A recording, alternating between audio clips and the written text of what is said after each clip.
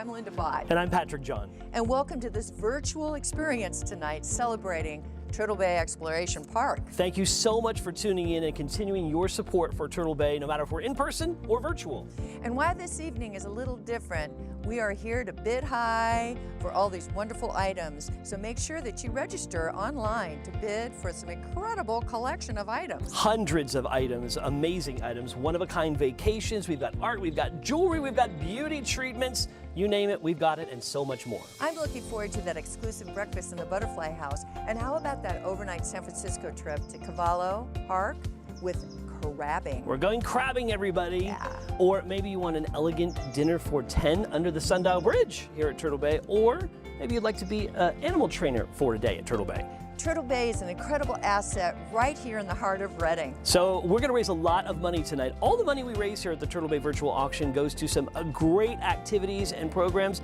It also includes some of these amazing exhibitions like the King Tut exhibition, which is going on now.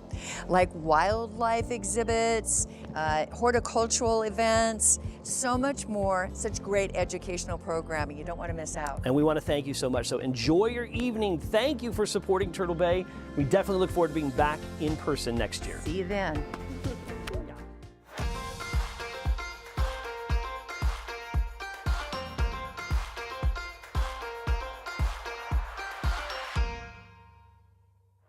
Turtle Bay Exploration Park is 300 acres of fun for the whole entire family. We sit right on the Sacramento River, and we have a museum, we have a wildlife center, gardens, arboretum, and the Sundial Bridge. We're a place where people can take their families and enjoy our area and also learn in the process. It has enriched the community by being the go-to education facility in the North State.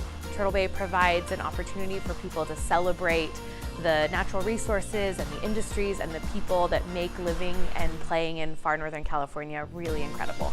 I think Turtle Bay is a jewel in the crown of the city of Redding, and it's very important to not only the community itself, but to our kids. Turtle Bay provides a really unique experience and memory for kids. We see teen volunteers that come here who used to come to Turtle Bay all the time when they were younger. So it has a really long-lasting impression on kids. Just come over here sometime and watch the kids as their eyes open and they see all the new things that happen. Favorite part of my job is getting to be like one little piece in families' lives that come into Turtle Bay to make memories. Getting to be involved in that in some way is really special to me. My favorite thing about Turtle Bay is seeing my kids. While they're playing, they're also learning, and the smiles on their face are just priceless. People's favorite part of our animal programming is being able to make that connection with animals. Being able to learn their names, watch them grow up, really experiencing them in a completely different way than they would experience when they see them in their own backyard or out on a hike. We offer so many different kinds of programs and exhibitions for people of every interest. And my favorite thing is, sometimes you're going to come in and discover you like something that you didn't know you were interested in. Spending time with the animals, connecting with them, watching the children's faces light up, and of course our volunteer program, working with teens and helping them. These things are all of my favorite parts of my day. We also do Redding Garden of Lights. Garden of Lights. Garden of Lights. The Garden of Lights. We look forward to improving it each year and really making it a family holiday tradition for all the families in the North State. This last year in 2021, there were generations of families who came together, and it was just so wonderful. So people of all ages really love it. Turtle Bay enriches the community by bringing a level of world-class arts and exhibitions to our area that people in our area wouldn't otherwise get to see. Other communities can only dream of having 300 acres and all the things that we have. Well, we've got it in a town of 95,000 people. We are a small town. I love the small town feel, but I also love that you can bring something that's world-class to our little town. This museum was built to engage Northern Californians and visitors, and it is not supported by government funds. It is supported by grants and by private donations I think it's important to give to Turtle Bay specifically because it's an area in our community that is so unique, and you have a choice where you give your money. It's really something that if you value education and science in the local area, that this is the place to donate money to. If you don't continue to develop and support it, it disappears. We are in a 22-year-old facility. We used to have somebody here that said it was loved to death. All of that requires money, just like maintaining your house. Every dollar that comes to Turtle Bay is used to build up the museum and build up our community to make it stronger and more lasting, and to continue to create that sense of wonder that makes us all want to live here. The economic impact is just as important as the actual educational impact. It not only provides the adventures, the attraction for people, visitors to come, but it also provides economic stimulus to all of the businesses in the area. Those donations that we have and the pledges we have and the sponsorships have allowed us to not just continue to exist, but to improve. What excites me about Turtle Bay is the continued growth of Turtle Bay and the things we've already seen as far as the Garden of Lights and the forest camp and the growth that we've seen there.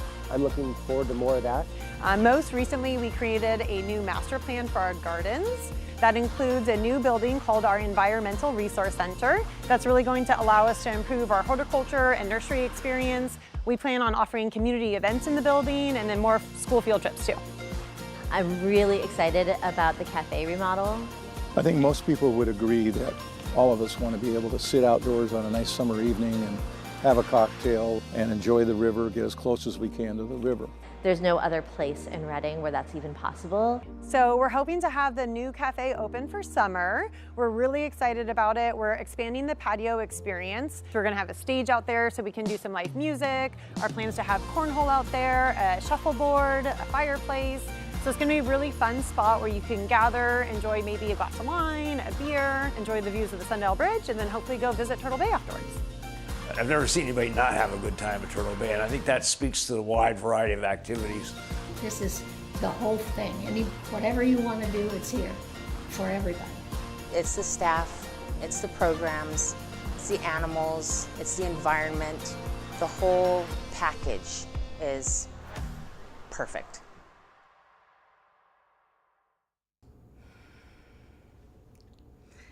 Welcome everyone. Welcome to the Turtle Bay Virtual Auction. We're so happy you're here tonight. I'm Joanne Corsetti, Development Officer at Turtle Bay, and I'm here to stamp your passport as we take this fundraising journey together tonight.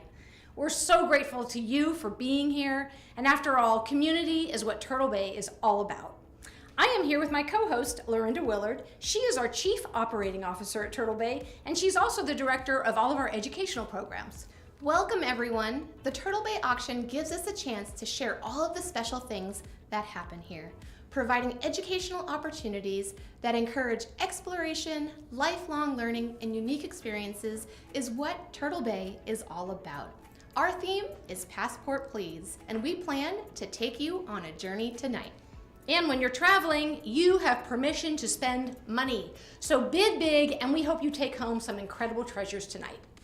You can also make a donation to our Fund a Need for our educational camp programs. Our Discovery Camps offer hands-on opportunities for kids in our community to grow and learn around the topics of science, art, history, and technology. Your donations to our Fund a Need go directly towards the scholarships, staffing, and materials that make camp work.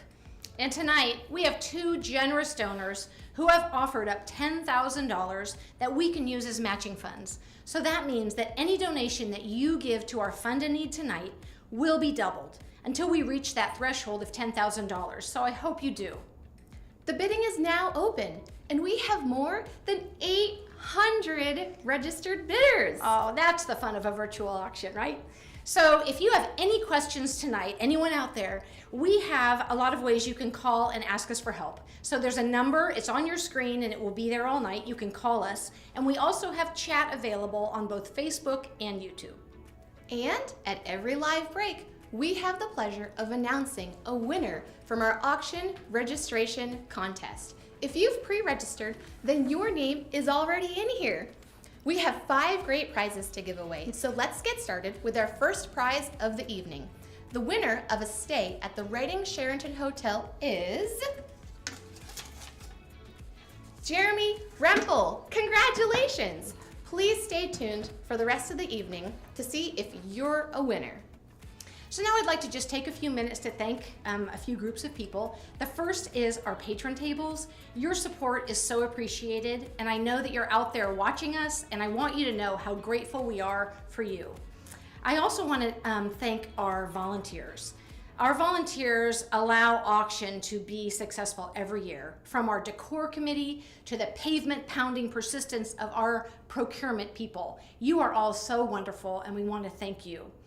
And one more group of people is the businesses and individuals who said yes to us when we called them to ask them to donate experiences or items to this auction. So their generosity is what makes this happen, and I hope that all of you support those businesses that have been so generous to us tonight. And speaking of auction items, we're seeing some bidding wars already.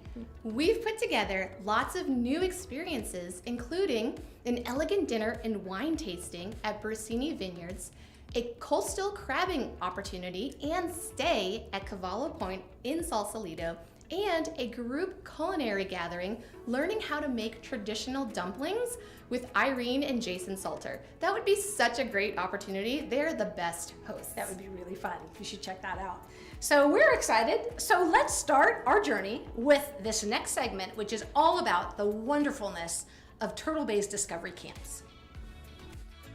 Discovery camps are a wonderful place for students in our community to come explore new things, be creative and innovative, work together, and have fun. Each week is different from the next as we explore new topics and we dive deeper with activities and games. This summer we have paleontology and archaeology. We're also going to be exploring art and art history, and of course, all about science. We envision Discovery Camps as a place where kids can come out of their comfort zone, try new things, learn new things, and work with one another. We try to provide a place for them to learn, but also for them to really be themselves and have fun. Because camps happen right here at Turtle Bay, we get to explore all that Turtle Bay has to offer. Between the gardens and trails, the museum and exhibits, as well as the playground, animals, and so much more. When the kids come in, they tend to be a little more reserved, a little more cautious, but when they leave, they have this sense of power of, I know I can do this, and it's just a great feeling to be a part of that. I love all the things, like all the entertainment, like I like all the ideas they come up with, like their space camp, code camp, and all those other camps. My name is Camille and I love Discovery Camp so much. There's science camps at school, but they're not as fun as like the Turtle Bay science camps because they really like go into a lot of detail on how everything works. I've met a lot of friends at camp, like John, he's super cool, Brendan, a girl named Riley, and Madeline. I've met a lot of friends. I'm Grant and I really love coming to Discovery Camp. We get a lot of repeat campers, which is a great sign for a successful program. We get kids that come back because they love it. They love the staff that we have, they love the activities that we do, and they just love being at Turtle Bay. So donating for the Fund a Need for Camp Champs, we are looking for people to help support our program. Your donation helps us offer full scholarships for campers throughout the year. It also helps us make sure that we are able to purchase the state-of-the-art materials and supplies, relevant materials to be able to help educate and enrich the lives of our campers.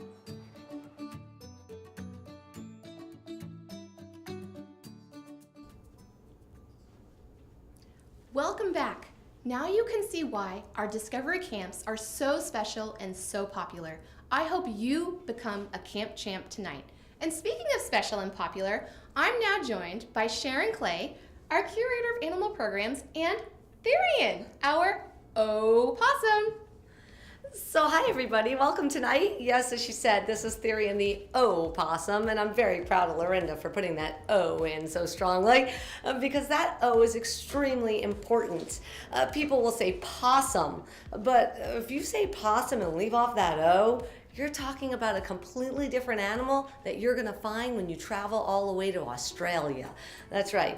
But the opossum, they are North America's only marsupial. Marsupials are very special mammals. As we all know, like the kangaroo and the koala, they have a pouch. But marsupials are actually pre-born. You know, they're born underdeveloped, the size of a little jelly bean. And then they make a journey up to get into mom's pouch to finish their development. It's a very unique process. And this is the only type of animal like that in North America. Now, opossums get a really bad rap, but they really don't deserve it because, well, people think they look like a giant rat, you know, because of this tail. But being a marsupial, these guys have some great jobs and roles to do in nature. The opossum actually eats over 5,000 ticks every single summer. That's right. They're also immune to rattlesnake venom. Up here in the North State, you should love seeing them in your backyard. Oh, and don't forget, these guys, they cannot catch, carry, or spread the rabies virus. This guy is really your new BFF. When you see one in your yard, give them a thumbs up. Now, they do some things, though, that make people be a little bit reluctant about the opossum. See, if they get scared, first thing they're going to do is show their 50 teeth. That's right, they have twice as many teeth as we do. It works too. You ever find one in your garage? They're in the corner, open their mouth and hiss at you? I don't know about you, but I usually back right up. It's a great defense mechanism. But if you ignore that, well, then these guys do the proverbial playing dead. But we're here tonight to tell you that opossums don't actually play dead. That's right. We're all about myth busting here at Turtle Bay. These guys actually have no control over it at all. It's more like they get scared stiff and then they just fall over. And then they do something very interesting. To avoid being eaten by a predator at that point, they will just ooze out an extremely foul smell. Smells like decaying flesh. Yeah, if you were a predator, I don't know about you, but I would definitely just lose my appetite. So, you know, he is a rescue, just like most of our animals here at Turtle Bay. His mom was actually killed, and none of his siblings survived. He was the only one. But we're really happy to have him here as a great ambassador. So don't forget to bid on those animals tonight and the rest of our educational programs. But don't worry, we'll be back later with some more animals. Thank you, Sharon and Therian, our opossum. Well, it's time to draw the second winner of our auction registration contest. And the winner of this prize will receive a contributor level membership to Turtle Bay. Now, this is the level of membership where you can bring in 6 guests at each visit. The winner is Amy Goodwin. Congratulations. Congratulations, Amy. I can see from the auction site now that there is a lot of generosity happening, and our Fund and Need donations for camp are growing. Thank you so much. Steve Cressetti, it's my husband, but he did donate $50 and it's going to be doubled to $100. Sabrina DeLashma donated $100, which will be doubled to $200. Kyle Willard, guess whose husband, donated $50. So that will be $100. And the Fox family donated $300. Thank you so much. That will be doubled as well for a $600 donation because of the matching funds we have available tonight. So this is really wonderful. I hope you're all having fun bidding and battling it out for the one-of-a-kind experiences and items that are out there. And we seem to have some really popular items right now. Yeah, I think you could probably check out if it's going up fast, but item number 1006, that's the after-hours party for 100 people in the Paul Bunyan Forest Camp with ice cream, gourmet ice cream from Taste and See. And it also includes a private animal show. So pretty amazing birthday party or graduation party for someone that you know. Be sure to check out item number 309. This is for a stay at the Railroad Park in Dunsmuir with dinner for 2. Fun fact, Guy Martin is the owner up there, and he used to work at Turtle Bay, and he is just such a great guy. He is. So then there's item number 1024. It's getting a lot of action as well. The overnight trip to Etna with 8 people. So you can stay in the Collier Hotel and you get the whole place to yourself. And you'll also go behind the scenes with the distillers and brewers at the Denny Bar Company. That's pretty awesome. Now, I'd like to introduce our next segment, and it's near and dear to my heart because it's all about the educational programs that we have here. We are deeply committed to interdisciplinary learning. Through our programs, you will see connections between science, animals, plants, art, and history. Our exhibitions are constantly changing, and they're always so engaging. This next video highlights some of the exciting elements at the Turtle Bay Museum.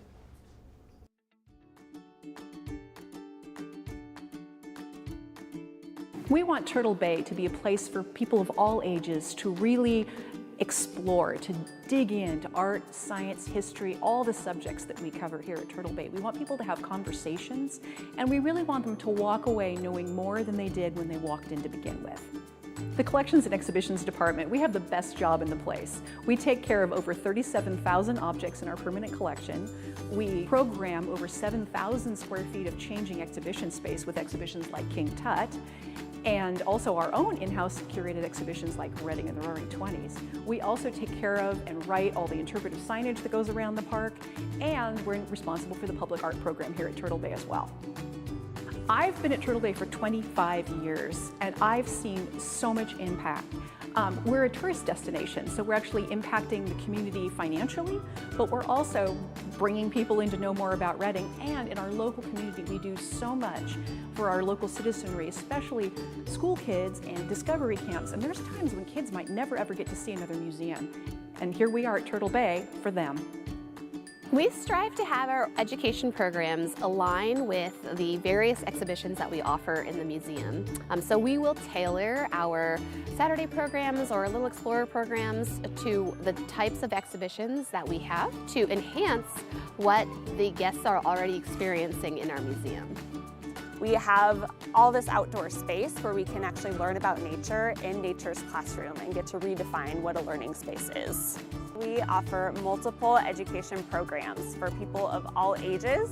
We have our camps, which we run year-round. We also have our preschool program. Little Explorers is our program for early learners and their caregivers. We also get to put together our Sensory Hour program, which is a quarterly program to allow individuals either on the autism spectrum or that have other sensory processing disorders to come in and explore the museum. We try to create unique experiences where our guests will walk away and feel inspired. We want to inspire those lifelong learners, and we want to inspire people to be stewards of their community.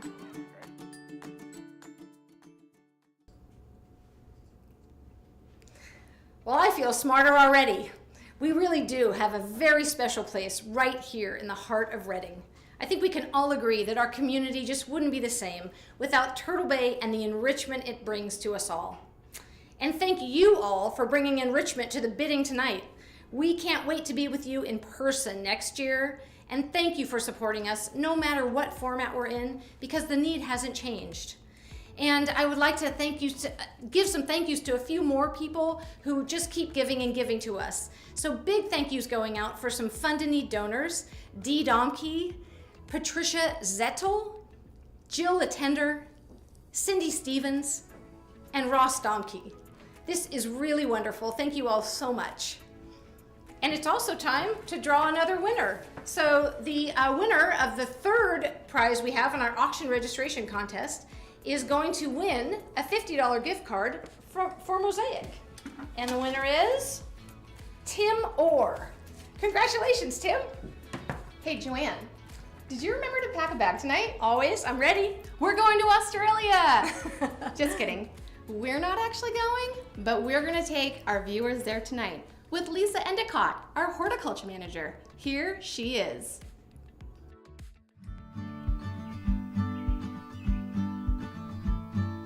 Hi, Hi, I'm Lisa Endicott, and I'm here at the Botanical Gardens again at Turtle Bay. And today we're talking about Australian plants. Australian plants are wonderful for our climate. We're in a Mediterranean climate here in Redding, California, which is always on the west side of the continent and 30 to 45 degrees north and south of the equator. There are 5 Mediterranean climate zones around the world, and they comprise only 2% of the world's landmass. So actually Mediterranean climates are really special. Australia is 22% of the Mediterranean climate, and we're 10% of the Mediterranean climate, and that's all of California west of the Sierra Nevadas. What those climates have in common is wet, rainy winters mostly, and hot, dry summers for the most part, except along the coastline, of course. What the plants have in common is they have adaptations that allow them to grow very happily in those climates. Here in California, we have things like manzanita that has waxy leaves. They're called sclerophyll, that allows it to evade the sun. And as you can see, the leaves grow vertically, and that is another heat evading technique that the leaves have. And also, they have different kinds of photosynthesis where they are losing their water not during the daytime, but at nighttime, and gathering CO2 at night. This allows them to conserve water on a much, much bigger scale than most plants from temperate climates. From the Mediterranean basin, here we have the bay tree, Laurus nobilis, and this is the actual bay leaves that people put in their soup. And it has a very thick leaf, and it has a thick waxy cuticle, and again it's holding its leaves vertically to avoid sunlight and heat during the day. So very smart adaptations for these plants. One of my favorite things about Australian plants in particular is their variety of foliage. We have a eucalyptus sideroxylon behind me, and that is red ironbark. And it is one of hundreds of species of eucalyptus throughout Australia. They have a really, really neat adaptation, as do a lot of plants from the Mediterranean basin, which have fire seasons just like we do. Underneath their bark, they have epicormic buds, which will sprout after a fire. So if they lose all of these branches, there will be buds and branches that sprout from underneath the burned bark. All of these plants become invasives in the other countries because the climate is the same. So here in California, we have lots of Mediterranean plants that we see that bloom and are beautiful because we have a very similar climate. We are so lucky to have those incredible gardens right here in Redding. They enhance our home so much, and if you don't come regularly, we invite you to start. And now let's announce our 4th winner for our auction registration contest. So this prize is 2 tickets to the San Francisco Zoo, an array of plush animals from our Turtle Bay store, and 4 admission passes to the Turtle Bay Museum. And the winner is Patrick Hensley. Congratulations. Wow, that's exciting. And you know what else is exciting? At Turtle Bay, our animals. If you go on our auction website, there is a tab that says Give and Win. When you click there, you will see how you can help with the care and feeding of our animals for just $50. And in this next segment, you'll get a chance to take a behind-the-scenes peek at just what goes into caring for all of our animal ambassadors here at Turtle Bay.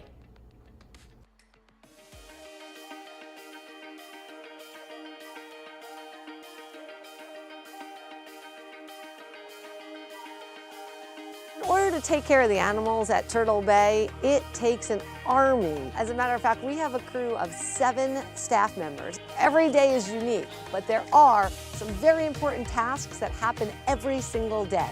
When we get here first thing in the morning, we check all the animals to make sure everyone made it through the night healthy. And then we have to weigh animals. We have to do their diets based on their weights. And then we clean and clean and clean some more. Feeding the animals at Turtle Bay is a huge, complex endeavor. People think you just throw the animals some food. but actually there's a lot that goes into their nutrition. Lorikeets, we'll start with them. Lorikeets, they are nectar eaters. So they are going to eat very specific fruits. In the morning, we're going to prepare a puree for the afternoon. That puree is mainly an apple base, and then it gets other things mixed in. They love papaya and pear and bananas and things like that. They get a nice smoothie that they get to have at the end of the day. But also in the morning, we've got to make that nectar. That's what their main diet is. That's what the guests get to feed them. Every one of our animals has a personality and certain tastes as well. You may have one raccoon that likes some things and another that doesn't like others. You never know. So we have to work with every animal to make sure that they're getting that balanced diet. Timber, the beaver, well, he's pretty much a garbage disposal. He loves food, except don't give him string beans. Yeah, I've tried to give him string beans. He drops them. I'll rehand them to him. If I do that too many times, he literally takes those things and whips them at me. Yeah, that's a definite no from him. And I know that everybody thinks that opossums will eat anything and everything. You know, our little garbage collectors out there. Truth though, Therian, our opossum, probably the pickiest eater we have here at Turtle Bay.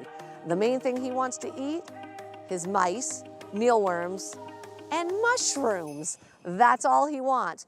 So one of the things that our animals are trained to do is get on a scale so that we can get weights on them. Getting weights on the animals on a regular basis is extremely important for their well-being.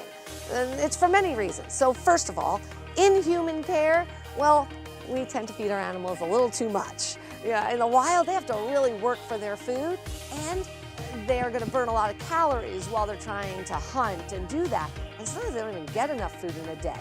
So they stay lean and fighting machines out there. Here in human care, not so much.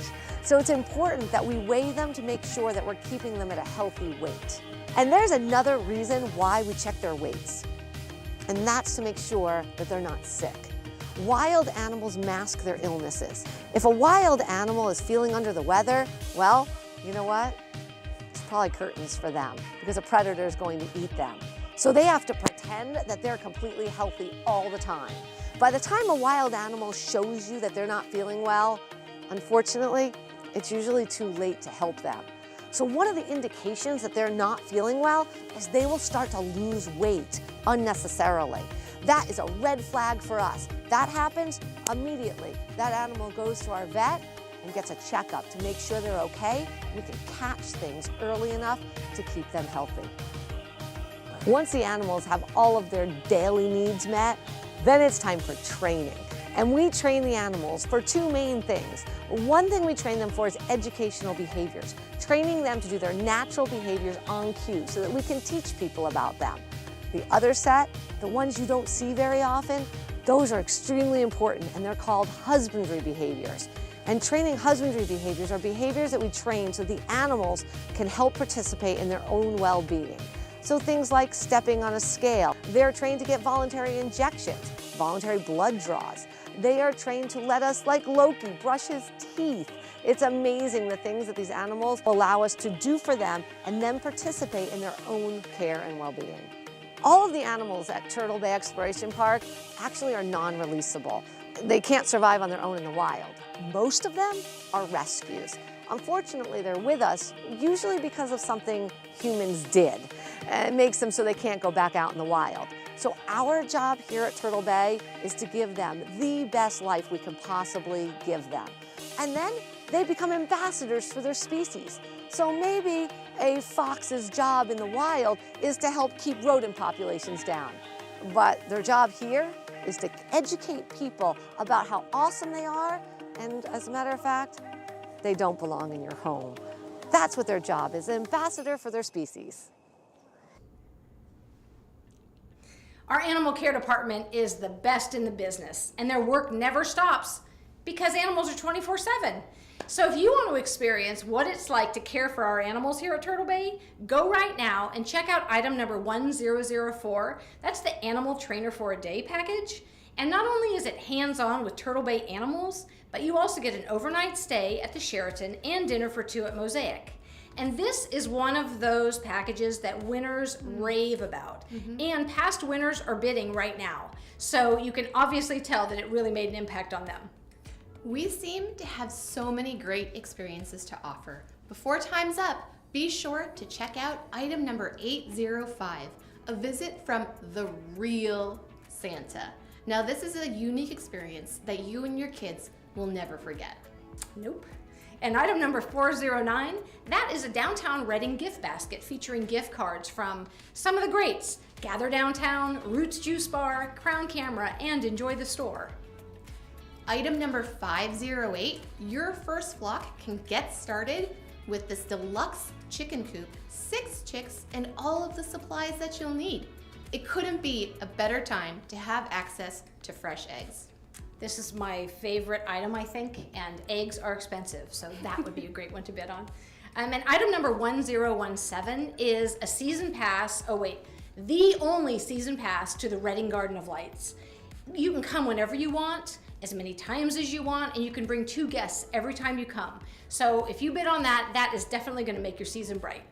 And please, don't forget to donate to our Fund a Need for our camp programs. Discovery Camp offers more than 10 sessions of camp each year, and we need to add more.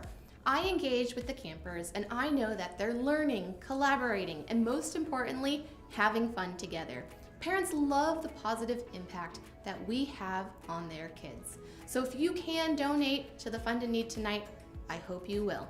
And I think that is happening. We are seeing so many more donations coming in right now. It's really wonderful. Thank you. I want to thank Judy Salter, Jill Attender, Sherry DeMod, and Judy and Randy Smith, Donna Gilliam, and Cheryl Bambauer. Thank you all so much for supporting our Fund a Need and our animal care support.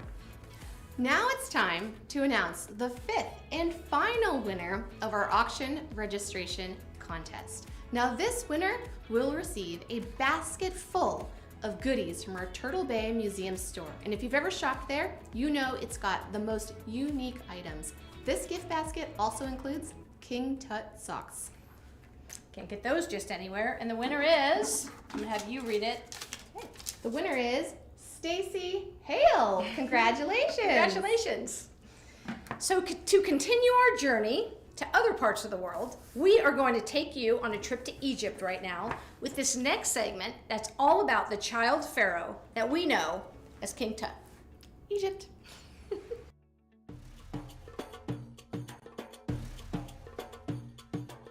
Welcome to Egypt, 1323 BC, the tomb of the pharaoh Tutankhamun. When you walk into the exhibition, you will be seeing what Howard Carter saw 100 years ago when he first discovered the tomb in 1922. This exhibition was curated by the Museum of Ancient Wonders and includes over 100 museum-quality reproductions that were created in the pharaonic village in Egypt.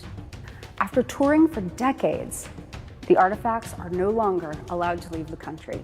This exhibition explores the world of ancient Egypt, the life, death, and burial of the pharaoh Tutankhamun, also known as King Tut, and the archaeological discovery of the tomb. The pharaoh Tutankhamun became a leader at the age of 9. Unfortunately, he only lived to 19 years old. His father, Akhenaten, introduced monotheism, perhaps for the first time in human history, and moved the Egypt's religious capital from Thebes to Amarna, which created great turmoil. The boy king was renowned for reversing his father's controversial legacy. Tutankhamun's tomb was the only royal burial found intact, and his mummy was the best preserved ever found. It was sealed for over 3,000 years. This literal treasure trove was also a treasure trove of information about royal life in ancient Egypt.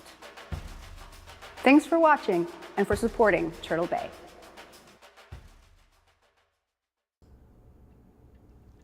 Wow, that Tutankhamun exhibition is going to be so valuable to all of our school field trips this spring. The treasures in Tut's tomb are incredible. And also incredible are all of you bidders tonight and all of you donors. You're making this really fun for all of us. Thank you so much to our Fund a Need donors and our animal care supporters. We are nearing the end of our broadcast, so please get your bids and donations in to support the park. The bidding will end at 9:30 tonight, and I've already been outbid on most of the items that I wanted, but if these items aren't too rich for your blood, you should check out item number 1019, and that's the catered paint night with 10 friends with Ruckus our magpie. And Ruckus paints with you. It's an amazing experience, so you might want to check that out. That's again item number 1019. Item number 1021 is Dinos and Donuts. Now this summer, our exhibition is going to be pterosaurs, the dinosaurs of the skies. And this party lets you invite up to 50 people with all of the dino-themed activities you can think of. And, of course, donuts. Donuts. We would add donuts to all of our packages if we could. So I also check out item number 1020. That is a special night in the museum with King Tut. If you requested donuts, we could probably do that for you on that one. And item number 1008, that is a catered evening in the gardens under the twinkling lights. Now I'm sure many of you have been able to visit the gardens, especially during Reading Garden of Lights this past December. That show would not have been as successful without the majesty and creativity of the McConnell Arboretums and Gardens. To continue on with our travel theme tonight, we're going to take you through a journey across the gardens. The gardens here at Turtle Bay are comprised of 5 Mediterranean climate zone gardens, and the reason we have those is because we are in a Mediterranean climate zone. And we have a celebration garden, we have a butterfly garden, we have a children's garden, and we have a Pacific Rim garden. The gardens are like anyone else times 20 acres. So that is a huge difference between, a trip to Home Depot and a trip to Home Depot for the botanical gardens. It is very much a team effort. We have volunteers that help out in the gardens, and we have large groups of volunteers that come in and help us out. Our gardens represent our area and what grows well in our area. When people come and see the gardens, they see things they can grow in their own gardens. And so we have things that are beautiful, but they're not out of reach. They're things that you can grow at home. We have all sorts of different classes that are great for people to come to. In fact, we have repeat visitors who come and say, I learned so much, I wanted to come back and take it again. Well, the community uses this space in so many different ways. We have so many different classes that come here on field trips.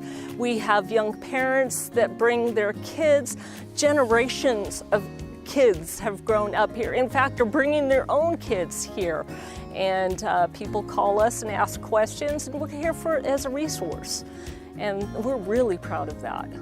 When I was younger, I really liked the children's gardens. We would come here a lot and just run around and play hide and seek and tag and just have a good time. And I still think that that's my favorite part, because it's a nice place to just walk around and be with the plants and nature.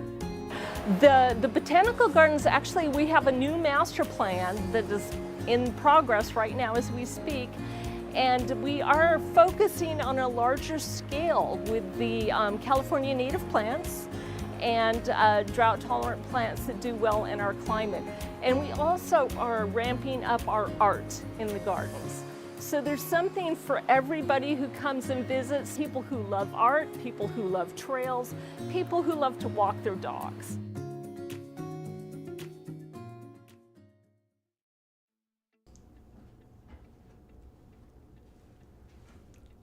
If you've walked through our gardens, you've probably enjoyed watching wildlife. You probably don't run into these animals on the regular, so here is Sharon Clay and Adrian John to tell us more about our feathered and scaly friends. So I am holding this little girl right here. She is a red-crested taraco. Her name is karuka, which is actually a Swahili word, because they are found in Africa. And these guys are found high up in the canopies where they hop and run along the branches. They're actually the closest relative here in North America, the roadrunner. Look at that shape, folks, just like our roadrunner. The only difference is she's not gonna say beep beep.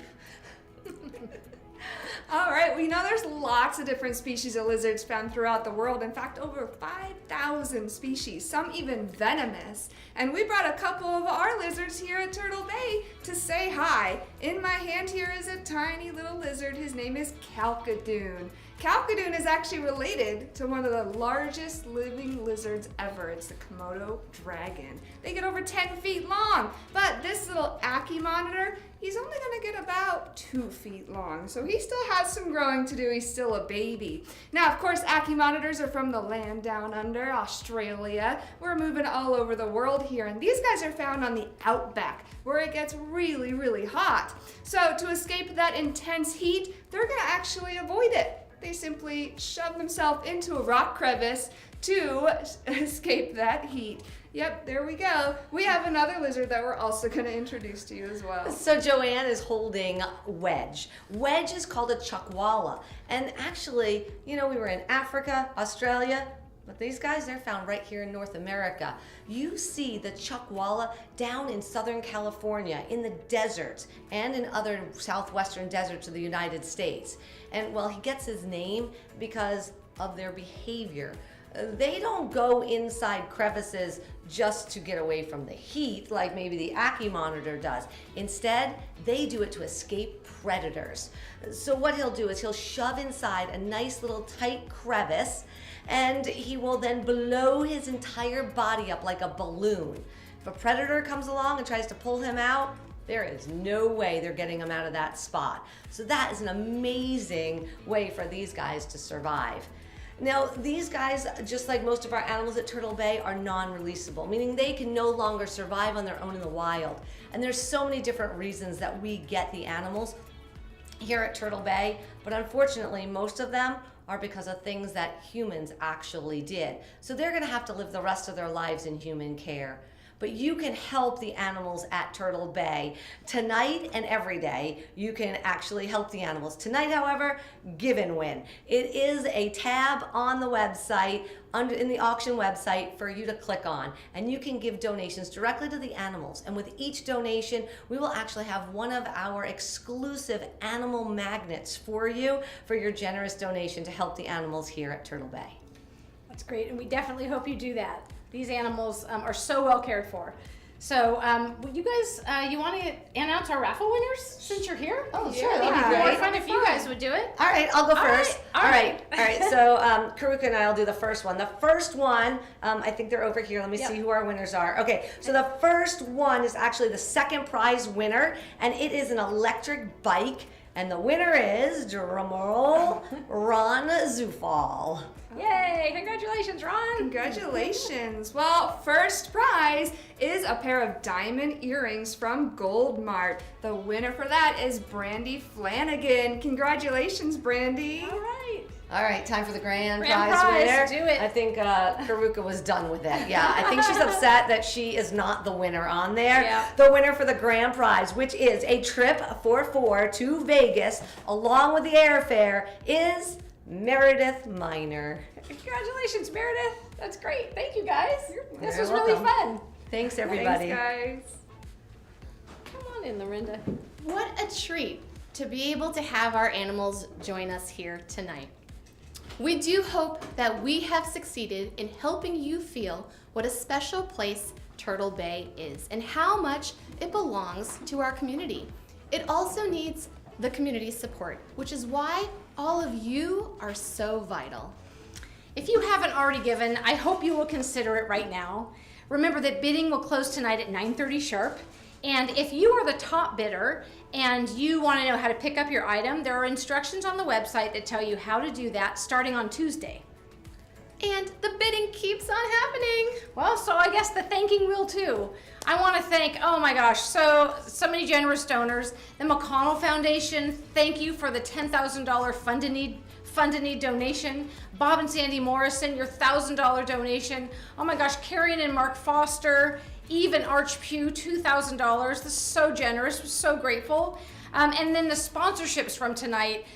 We put sponsorships in our auction hoping that some people would want to do that, and people definitely stepped up. Rick and Candy Barnett, thank you for being the presenting sponsor of the Butterfly House. And Cheryl Bambauer, thank you for taking on the presenting sponsorship for Little Explorers. We appreciate all of your support so much. This virtual auction was created and produced by Turtle Bay staff. It truly takes a village to make this event happen.